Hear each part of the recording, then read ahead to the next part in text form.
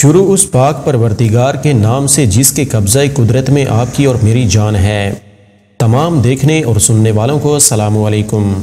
ناظرین کرام، انسان کی فطرت ہے کہ جب مرد کسی عورت کو دیکھے تو اس کو اس کے متعلق شوق پیدا ہوتا ہے اور اس سے خواہش پوری کرنے کی کوشش کرتا ہے۔ تو اگر یہ خواہش حلال طریقے سے پوری کی جائے یعنی نکاح کر لیا جائے تو باعث ثواب ہے، اور اگر حرام طریقے سے پوری کی جائے یعنی زنا کیا جائے تو پھر یہ باعث عذاب ہے۔ واضح رہے کہ حرام طریقے سے خواہش پوری کرنا زنا بہت بڑا گناہ ہے۔ قرآن و حدیث میں زنا کی سخت مذمت بیان کی گئی ہے اور زنا کرنے والوں کے بارے میں سخت وعیدیں نازل ہوئی ہیں۔ حدیث مبارک میں ہے، ساتوں آسمان اور ساتوں زمینیں شادی شدہ زنا کار پر لعنت کرتی ہیں، اور جہنم میں ایسے لوگوں کی شرم گاہوں سے ایسی سخت بدبو پھیلے گی جس سے اہل جہنم بھی پریشان ہوں گے، اور آگ کے عذاب کے ساتھ ان کی رسوائی جہنم میں ہوتی رہے گی۔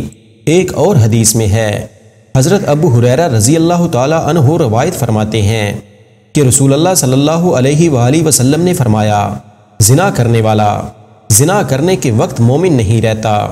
زنا تو دور کی بات ہے، اللہ تعالیٰ نے اس کی قریب بھی جانے سے منع فرمایا ہے۔ قرآن مجید میں اللہ تعالیٰ فرماتا ہے کہ بدکاری کے پاس نہ جاؤ، بے شک وہ بے حیائی ہے اور بہت ہی بری راہ ہے۔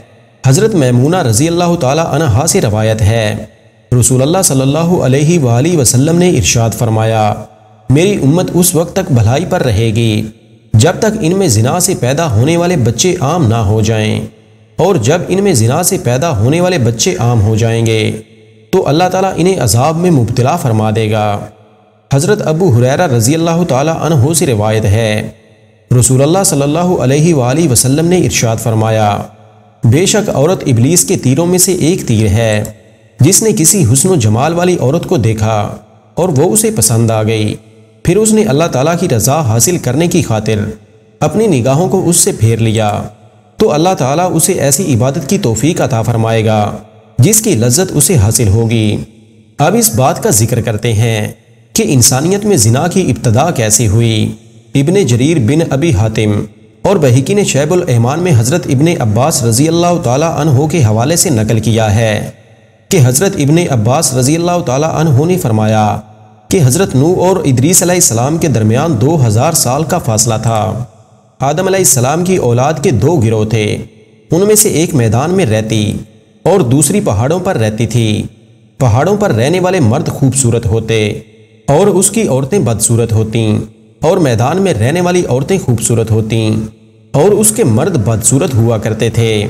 ایک دن ابلیس ایک خوبصورت نوجوان کی شکل میں میدان میں رہنے والے مردوں میں سے ایک مرد کے پاس آیا اور اس کے ہاں نوکر ہو کر اس کی خدمت کرنے لگا۔ ابلیس نے بانسری کی مثل کوئی چیز بنائی جو چرواہے بجاتے ہیں، اس میں سے ایک ایسی آواز نکالی کہ لوگوں نے اس طرح کی آواز پہلے کبھی نہیں سنی تھی۔ یہ آواز اس پڑوس میں بھی پہنچی اور سب لوگ اس آواز کو سننے کے لیے اکٹھے ہو گئے اور اسے تہوار بنا لیا۔ اس آواز کو سننے کے لیے سال میں ایک دفعہ لوگ جمع ہو جاتے، عورتیں مردوں کے لیے اور مرد عورتوں کے لیے سنورنے لگے۔ پہاڑ پر رہنے والوں کا ایک مرد میدان والوں کے پاس آیا اور وہ اس وقت اپنے تہوار میں مشغول تھے۔ اس نے عورتوں اور ان کی خوبصورتی کو دیکھا اور وہ اپنے لوگوں کے پاس آیا اور انہیں یہ سب کچھ بتایا۔ چنانچہ وہ بھی پہاڑی سے اتر کر ان کی طرف آ گئے۔ یوں ان میں پہلے بدنظری شروع ہوئی اور دیکھتے ہی دیکھتے وہ بدکاری یعنی زنا کے مرتکب ہو گئے، اور اس سے زنا شروع ہوا۔ بدکاری سے بچنے اور اس سے نفرت پیدا کرنے کا ایک طریقہ درج ذیل حدیث میں بھی موجود ہے۔ اگر اس حدیث پر غور کرتے ہوئے اپنی ذات پر غور کریں تو دل میں اس گناہ سے ضرور نفرت پیدا ہوگی۔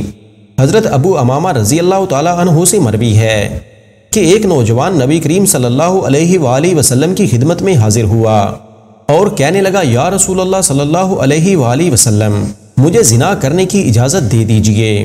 لوگ اس کی طرف متوجہ ہو کر اسے ڈانٹنے لگے اور اسے پیچھے ہٹانے لگے، لیکن نبی صلی اللہ علیہ وآلہ وسلم نے اسے فرمایا، میرے قریب آ جاؤ۔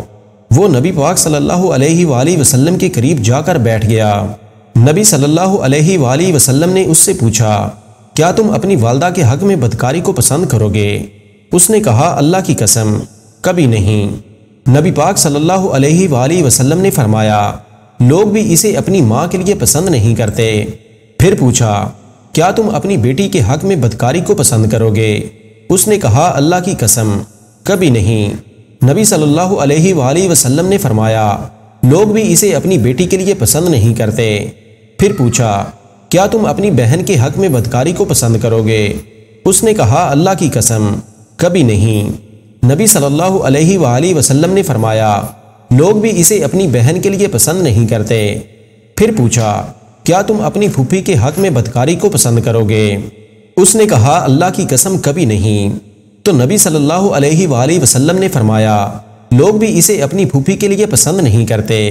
پھر پوچھا، کیا تم اپنی خالہ کے حق میں بدکاری کو پسند کرو گے؟ اس نے کہا کہ اللہ کی قسم کبھی نہیں۔ نبی صلی اللہ علیہ وآلہ وسلم نے فرمایا، لوگ بھی اسے اپنی خالہ کے لیے پسند نہیں کرتے۔ پھر نبی صلی اللہ علیہ وآلہ وسلم نے اپنا دست مبارک اس کے جسم پر رکھا اور دعا کی کہ اے اللہ، اس کے گناہ معاف فرما، اس کے دل کو پاک فرما اور اس کی شرمگاہ کی حفاظت فرما۔ راوی کہتے ہیں کہ اس کے بعد اس نوجوان نے کبھی کسی کی طرف توجہ بھی نہیں کی۔ اس کے علاوہ حدیث شریف میں آیا ہے کہ معراج کی شب آپ صلی اللہ علیہ وآلہ وسلم کو زناکاروں پر جو عذاب ہو رہا تھا وہ دکھایا گیا کہ ایک جگہ تنور کی طرح ایک گھڑا ہے جس کا منہ تنگ ہے اور اندر سے کشادہ ہے، برہنہ مرد و عورت اس میں موجود ہیں اور آگ بھی اس میں جل رہی ہے۔ جب آگ اس گھڑے کے کناروں کے قریب آ جاتی تو وہ لوگ اوپر اٹھاتے ہیں اور باہر نکلنے کے قریب ہو جاتے ہیں، اور جب آگ نیچے ہو جاتی ہے تو سب لوگ اندر گر جاتے ہیں۔ آخر میں دعا ہے کہ اللہ پاک ہم سب کو گناہوں سے بچنے کی توفیق عطا فرمائے۔